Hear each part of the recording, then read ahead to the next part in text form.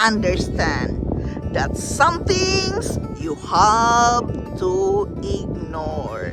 Hello friends, this is Yundan. This is just a share from my own life experiences and of course from my own reading in the scripture. As it says in Mark 3:35-36, while he was still talking to him, messengers arrived from Jesus' home with the news that it was too late. The daughter was dead, and there was no point in Jesus coming now. But Jesus ignored their comments and said to Jairus, "Don't be afraid, just trust me," as it says in Mark 5:35. Yes, Mark 5:35. Jesus was delayed on the way to heal Jairus' daughter when messenger came to Jairus saying, "We're sorry, but your daughter was dead. There's no use bothering Jesus anymore." Jesus overheard what was said, but he ignored their comments.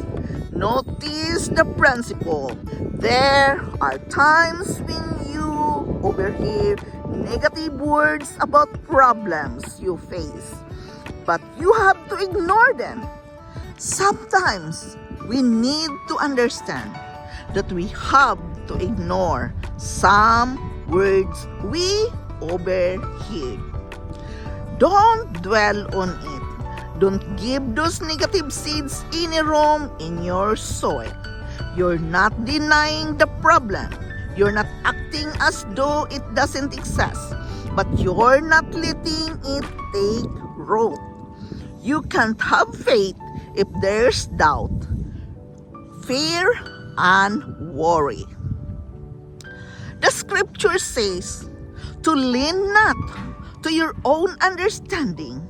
Yes, use common sense, but there is no solution to some things we face in the natural.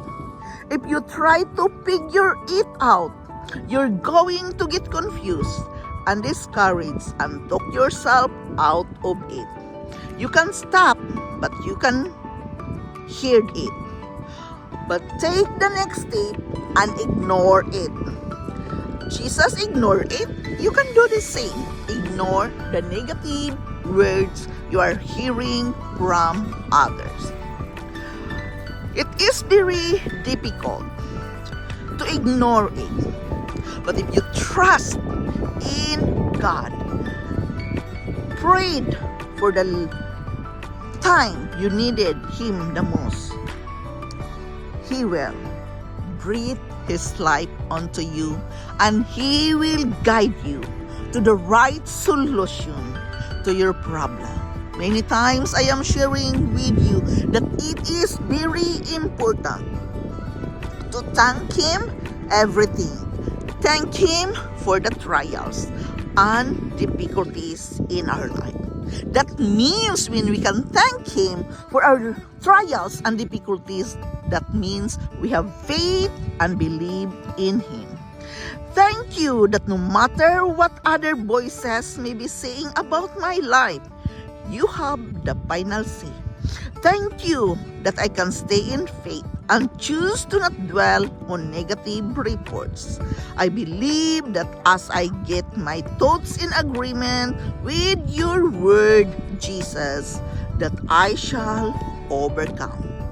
Of course, we can overcome all the negativity, all the heartaches and pain and negativity when we trust and believe in God, knowing that He is working in our life. You have to comfort yourself that some things we have to ignore because not always we hear positive words. There are words which is so negative and it's very difficult to handle, to live our best life if we cannot ignore them. To fully understand this, try to have your faith and believe in God, believing that all is well with you when you trust and believe in God. You cannot believe in God, go back to the source. Who created you? Who created the universe?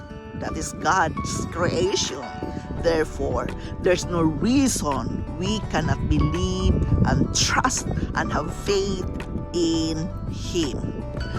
To fully understand this, you have to talk with Him in your prayer and meditation and have a good relationship with Him every day. Don't believe what you overhear. Believe what is written in your heart. Your instincts will lead you to where you're supposed to be. This is Shundal. Thank you for listening. Thank you for stopping here in my channel. I am very grateful to each and every one of you supporting me here. I love you all and bye-bye.